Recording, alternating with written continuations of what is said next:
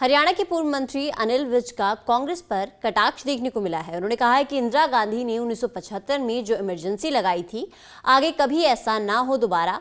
इसके साथ ही उन्होंने कहा कि केंद्र सरकार ने गजट नोटिफिकेशन किया है और संविधान हत्या दिवस के रूप में मनाया जाएगा 25 जून का दिन। तो नोटिफिकेशन को लेकर लगातार गर्माती जा रही है राजनीति और सरकार के इस फैसले पर सवाल उठा रहा है विपक्ष। तो हरियाणा के पूर्व मंत्री अनिल विज ने बयान दिया है। उन्होंने कहा है कि कांग्रेस अपना चेहरा साफ करने में लगी है, दबाव में काम नहीं करती है संस्थाएं।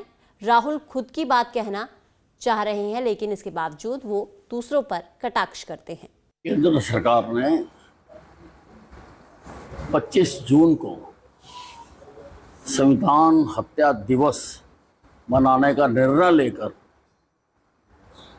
यह कहने की कोशिश की है कि अब कभी भी जो इंदिरा गांधी ने 1975 में इमरजेंसी लगाकर किया था, सारे मौलिक अधिकारों को रद्द कर दिया था, मीडिया पर पाबंदी लगा दी थी, लाखों लोगों को जेलों में डाल दिया था, अब कभी भी ऐसा दोबारा ना हो पाए। और वो लोग जो इंदिरा गांधी के वंशज हैं, जिन्होंने ये इमरजेंसी लगाई थी, उनको हाथ में संविधान लेके चलते हुए शर्म आनी चाहिए।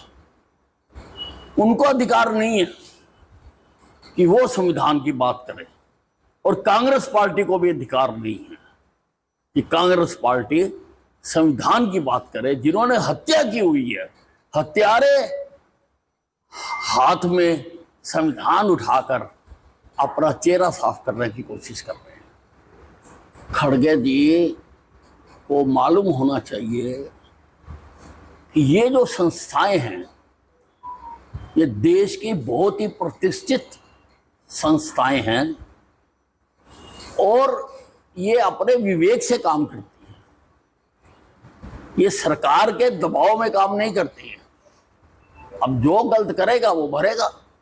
इसमें खड़गे जी को तकलीफ क्यों हो रही है?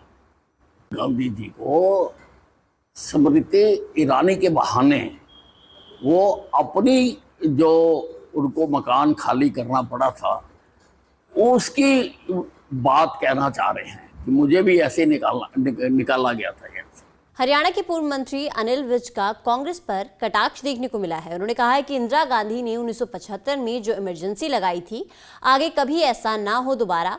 इसके साथ ही उन्होंने कहा कि केंद्र सरकार ने गजट नोटिफिकेशन किया है और संविधान हत्या दिवस के रूप में मनाया जाएगा 25 जून का दिन। तो नोटिफिकेशन को लेकर लगातार गर्माती जा रही है राजनीति और सरकार के इस फैसले पर सवाल उठा रहा है विपक्ष। तो हरियाणा के पूर्व मंत्री अनिल विज ने बयान दिया है। उन्होंने कहा है कि कांग्रेस अपना चेहरा साफ करने में लगी है, दबाव में काम नहीं करती है संस्थाएं।